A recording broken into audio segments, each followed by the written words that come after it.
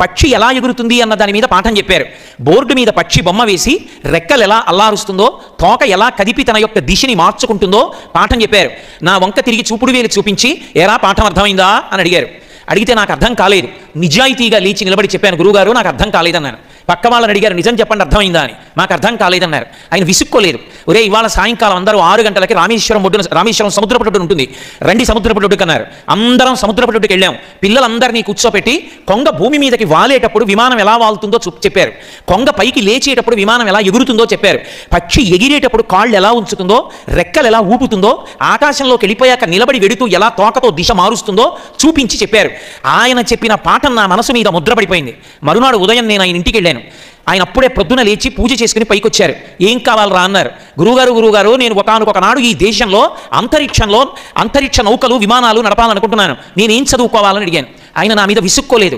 కూర్చోపెట్టి, ఉరే నువ్వు ఇలా చదువుకోవాలరా, ఇది చదవాలి, తర్వాత మెద్రాస్ ఐఐటికి వెళ్ళాలి, అక్కడ ఏరోనాటికల్ ఇంజనీరింగ్ చెయ్యాలని చెప్పారు.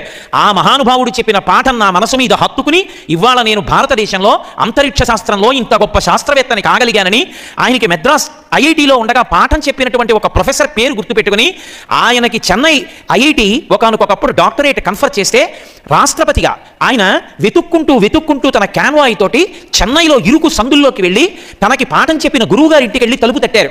ఆ గురువుగారు వృద్ధుడైపోయి తలుపు తెరిచాడు. ఎవరు మీరని అడిగాడు. నేనండి అబ్దుల్ కలాంని, మీ శిష్యుణ్ణి అని వంగి 2 కాళ్ళు పట్టుకుని నమస్కారం చేశారు. గురువుగారు బయటికి చూశారు. బ్లాక్ క్యాట్ కమాండోస్, కార్లు, పోలీసులు, ఎక్కడ చూసినా హడావిడి. నువ్వు ఇప్పుడు రాష్ట్రపతివి కదా అని అడిగారు. అవును నేను భారత రాష్ట్రపతిని, కానీ గురువుగారు మీరు పెట్టిన భిక్ష, చెప్పిన పాఠం ఇవాళ నేను ఈ స్థాయికి వెళ్ళాను. ఇవాళ నన్ను చెన్నై ఐఐటి డాక్టరేట్ కన్ఫర్ చేసి సత్కరిస్తోంది. నా కోరిక గురువుగారు, మీ సమక్షంలో డాక్టరేట్ అందుకోవాలనుకుంటున్నాను, నేనే ఆహ్వానించాలని మీ దగ్గరికి వచ్చాను.